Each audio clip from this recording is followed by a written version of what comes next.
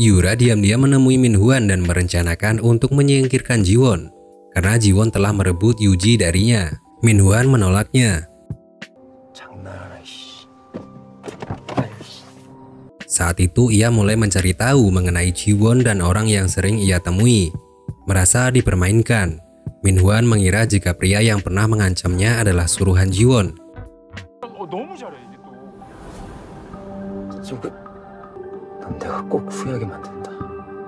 Minhwan pun segera menghubungi Yura karena setuju untuk bekerja sama. Ternyata Yura benar-benar memberinya uang, namun dengan satu syarat, Minhwan harus menghabisi Jiwon. Ia juga memberikan sedikit bocoran, yang mana saat ini Jiwon memiliki uang dan aset puluhan miliar yang ia yakini adalah pemberian dari Yuji.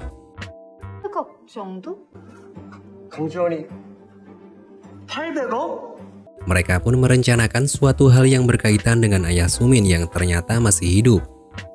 Suatu hari Sumin datang ke restoran milik ayahnya, dan ia mengetahui jika pria itu sedang kekurangan uang akibat terlilit hutang. Minhwan sepertinya sudah mengetahui rahasia Sumin sejak lama, yang ternyata ayah Sumin lah yang berselingkuh dengan ibu Jiwon sejak beberapa tahun silam.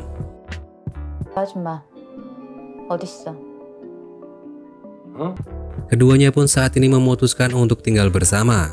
Sumin memberikan uang pada mereka dan menyuruhnya untuk mencari cara untuk menghabisi Jiwon. Mereka menyewa sebuah truk sampah untuk menabrak Jiwon di waktu yang sudah ditentukan sebagai insiden kecelakaan. Namun tanpa diketahui oleh Yura, Yuji cukup jeli untuk menyelidikinya.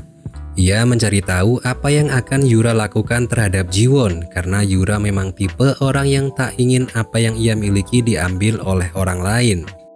Kembali ke masa saat ini. Seorang pria suruhan Yuji mengamati Jiwon yang hendak pulang usai berziarah di makam ayahnya. Yuji memberitahu pria itu supaya mencegah Jiwon bepergian lagi, karena ia yakin bahaya akan segera datang. Namun mobil pria itu tiba-tiba mengalami mogok saat akan mengikuti Jiwon.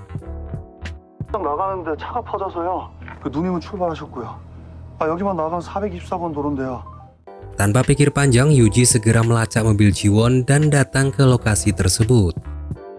Saat di perjalanan, ia menyempatkan diri untuk mengirimkan Jiwon sebuah pesan suara yang berisi jika dirinya benar-benar menyukai Jiwon dan akan melakukan apapun untuknya.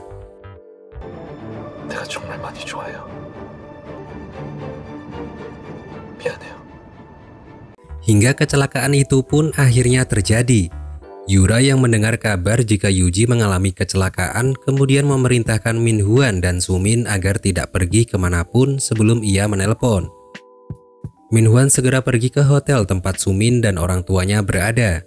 Setibanya di sana, ia melihat Sumin sedang berteriak dan membanting semua barang penuh dengan amarah.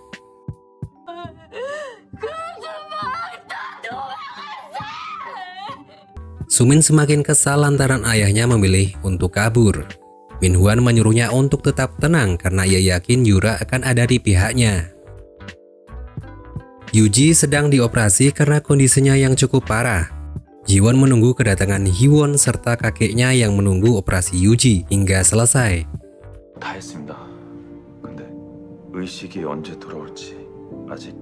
Saat dokter keluar dari ruangan tersebut dan menyampaikan kabar jika ia sudah berusaha semaksimal mungkin, namun dirinya tak tahu kapan pasien akan siuman. Jiwon tak sengaja mendengar perbincangan Tuan Lee yang menyebut nama sopir truk yang berkaitan dengan Sumin. Ia langsung menghubungi Sumin untuk meminta bertemu. Saat itu Jiwon melampiaskan amarah yang sudah ia pendam sejak lama.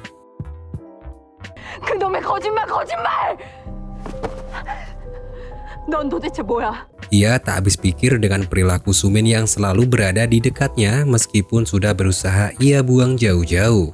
Awalnya Sumin berpura-pura tak memahami apa yang sedang ia katakan. Sampai suatu ketika Jiwon memancingnya yang membuat Sumin mengeluarkan sifat aslinya. Keduanya pun sempat berdebat. Sumin dengan amarah yang sama menjawab jika ia tak akan pernah meninggalkan Jiwon karena ia tak rela Jiwon bahagia di tempat lain.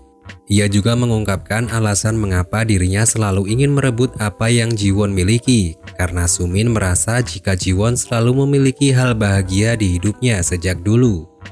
Ia juga mengungkapkan mengenai ibu tiri dan ayahnya.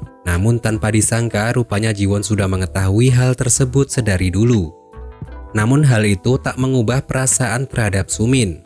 Ia tetap mengajak Sumin untuk bahagia bersama sampai detik terakhir di hidupnya. 저기 재벌 3세니까 박미안을 나한테 버려? Sumin tak mempercayai dengan apa yang dikatakan oleh Jiwon. Ia berteriak dengan lantang seolah akan menyebabkan kehancuran hidupnya sendiri. Setelahnya Jiwon pergi ke rumah sakit. Ia melihat Hyun yang sedang menjaga Yuji. Tak tega melihat Hyun yang kelelahan, ia memintanya untuk beristirahat dan membiarkan dirinya saja yang menjaga. Tak lama dari itu, Jiwon mendapatkan pesan dari Juran. Wanita itu memberitahu jika ia memiliki masalah karena suaminya berselingkuh. Seketika Jiwon merasa sedih karena nasib rumah tangganya dulu seolah berpindah kepada Juran. Keesokan harinya, Jiwon masih berada di ruangan Yuji sambil memeriksa kondisinya. Ia membuka pesan suara yang Yuji kirimkan semalam.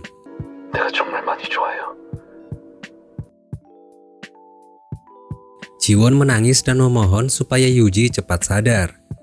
Saat sedang menangis, tiba-tiba Yuji siuman yang membuat Jiwon bahagia sekaligus lega. 나도 사랑해요.